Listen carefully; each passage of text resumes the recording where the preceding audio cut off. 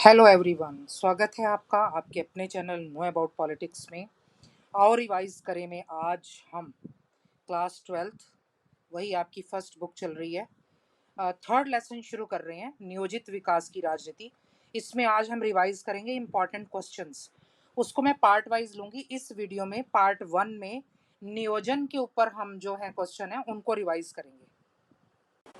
तो आइए समझते हैं नियोजन का क्या अर्थ है। नियोजन को प्लानिंग भी कहते हैं। जब हम कोई काम करते हैं तो हम जब उसकी प्लानिंग करते हैं तो उसे हम नियोजन कहते हैं।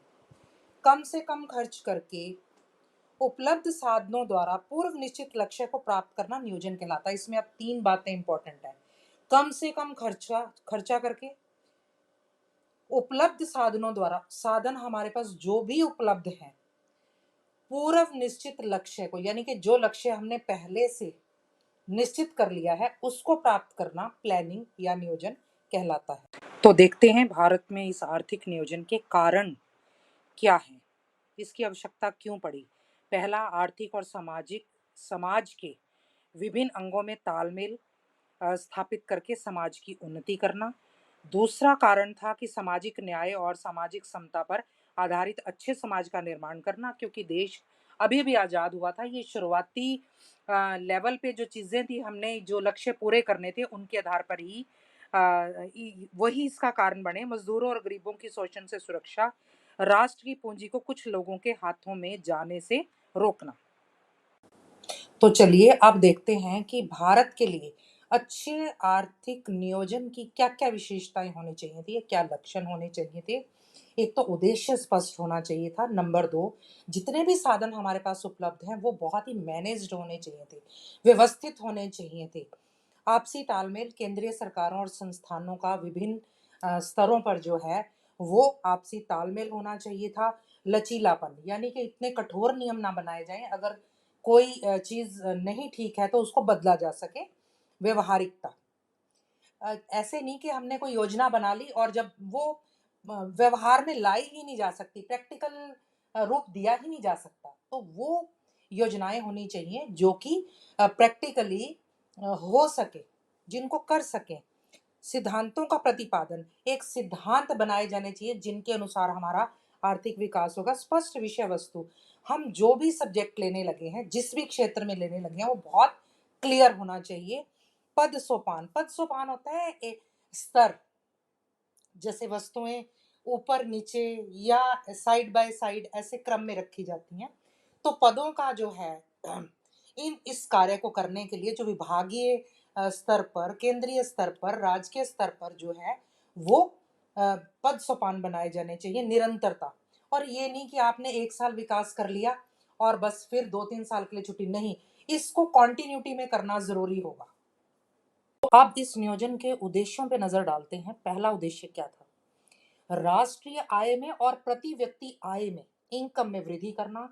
दूसरा, आर्थिक असमानताओं को कम करना। आर्थिक असमानता क्या होती है? गरीब और अमीर के बीच का अंतर, यानी कि कोई बहुत गरीब है, कोई बहुत अमीर है। पूर्ण रोजगार, यानी कि सभी को रोजगार मिले। उपलब्ध साधनों का पूर्ण प्रयोग, जितने भी साधन है पूरी तरह उनका व्यवस्थित ढंग से प्रयोग किया जाए। आर्थिक विकास की बाधाएं अगर कोई है, रुकावटें हैं, उनको दूर करना। लोगों के जीवन स्तर को सुधारना, मेन स्ट्रीम में लेकर आना। उद्योगों का ज्यादा विकास करना, देश को आत्मनिर्भर बनाना, यानी कि हमें दूसरे देशों की तरफ ना सभी चीजों के लिए देखना पड़े। कम से कम जरूरी जरूरी जो चीजें हैं वो तो अपने देश में हों। क्षेत्रीय समानताओं को कम करना, इसका क्या मतलब था कि ये नहीं कि कोई क्षेत्र ज्यादा पिछड़ा हुआ है, कोई बहुत ही ज्यादा प्रगतिशील है।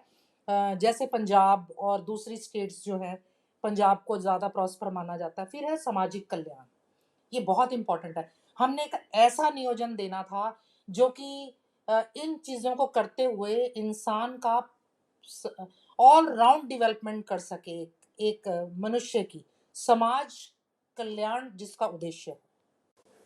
तो गाइस, इन सब उद्देश्यों को पूरा करने के लिए हमने एक योजना आयोग बनाया। ये एक ऐसी संस्था थी जिसकी स्थापना 1950 में इसलिए की गई ताकि देश के आर्थिक विकास के लिए योजनाएं बनाई जा सकें। इस आयोग ने भारत में पंचवर्षीय योजनाएं तैयार की। अब देखते हैं इस योजना आयोग की रचना कैसी थी। पहला, देश का प्रधानमंत्री इसका अध्यक्ष होता था। ये था शब्द हमने क्यों यूज, जगह नीति आयोग बन चुका है, हम आगे डिस्कस। योजना आयोग का अध्यक्ष जो है वो प्रधानमंत्री होता था। उपाध्यक्ष कौन होता था? कैबिनेट मंत्री स्तर का व्यक्ति जो है कैबिनेट स्तर का व्यक्ति होता था। एक स्थायी सचिव भी होता था जो मंत्रिमंडल का सचिव भी होता था। 3 विभाग, कार्यक्रम सलाहकार समिति, सचिवालय और तकनीकी विभाग, और पूर्णकालिक सदस्यों के अलावा गृह मंत्री, वित्त मंत्री आदि भी इसके सदस्य होते थे। तो चलिए देखते हैं योजना आयोग के प्रमुख कार्य क्या थे। देश के सभी साधनों का अनुमान लगाकर अगर कम हो तो उनकी वृद्धि की संभावनाएं खोजना। दूसरा, ये सुनिश्चित करना कि देश के संसाधनों का प्रयोग प्रभावशाली ढंग से, यानी कि यूजफुल हो, बेकार ना जाए, और संतुलित तरीके से बैलेंस करके करना। खराब भी नहीं होने चाहिए, ओवर यूज भी नहीं होना चाहिए। स्वीकृत कार्यक्रमों और परियोजनाओं की प्राथमिकताएं निश्चित करना। जो कार्यक्रम और परियोजनाएं हमने स्वीकृत हो चुकी हैं केंद्र के द्वारा, उनकी प्राथमिकताएं, मतलब कौन सी योजना पहले चलानी है। योजनाओं के मार्ग में आने वाली बाधाओं को दूर करना। समय समय पर योजनाओं की प्रगति का मूल्यांकन करना, इवेलुएट करना कि वो ठीक चल रही हैं कि नहीं। केंद्रीय व राज्य सरकारों के सुझाव लेकर विकास योजनाओं का निर्माण करना। राष्ट्र के विकास में लोगों का सहयोग प्राप्त करना। देश के औद्योगिक विकास के लिए योजनाओं का निर्माण करना, जो कि मुख्य कार्य था, तो मैंने इसीलिए इसको अलग से हाईलाइट किया। अब देखिए बच्चों, ये जो हमारा योजना आयोग था, ये examination of point of view से इम्पोर्टेंट है, लेकिन 1 जनवरी 2015 को केंद्र सरकार ने योजना आयोग को समाप्त करके इसकी जगह नीति आयोग बना दिया, क्योंकि ये 1950 में स्थापित हुआ था। इतने लंबे समय के बाद बहुत चीजें बदल चुकी हैं, लोगों के इच्छाएं बदल चुकी हैं, रहने सहने का ढंग बदल चुका है, तो उस अब एक नई नीति की जरूरत है। तो आइए अब जानते हैं नीति आयोग क्या है। अब तक आपको ये पता ही चल गया होगा कि ये योजना आयोग का ही एक जो है वो इम्प्रूव्ड फॉर्म है। समय के साथ साथ योजना आयोग की भी प्रासंगिकता खत्म हो गई थी, क्योंकि समय के साथ साथ जो है वो हर क्षेत्र में बदलाव आ जाता है। तो 7 दिसंबर 2014 को प्रधानमंत्री श्रीमती मोदी की अध्यक्षता में एक बैठक हुई, जिसमें निर्णय लिया गया कि योजना आयोग की जगह एक नीति आयोग की स्थापना की जाएगी, और 1 जनवरी 2015 को नीति आयोग की स्थापना हुई। ये क्वेश्चन आपको बोर्ड में जरूर आता है कि नीति आयोग की स्थापना कब हुई। नीति आयोग की फुल फॉर्म बता रहा है नीति की, national institute for transforming India. आइए अब चलते हैं इसकी रचना की ओर। जैसे हमने योजना आयोग की रचना के बारे में पढ़ा था, अध्यक्ष प्रधानमंत्री, हमेशा नीति आयोग का अध्यक्ष प्रधानमंत्री होता है योजना आयोग की तरह। उपाध्यक्ष जो है श्री राजीव कुमार हैं।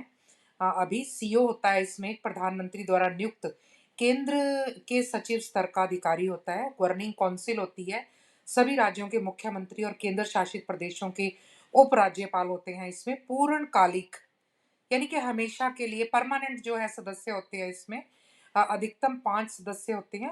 अंशकालीन जो है कि शॉर्ट टर्म जो मेंबर्स होते हैं वो अधिकतम 2 पदेन अधिकारी, यानी कि जो पद पर है अभी, नॉट रिटायर्ड, पदेन सदस्य है इसमें जो है वो अधिकारी जो पद भी उनके लिए होता है, सदस्यों के लिए।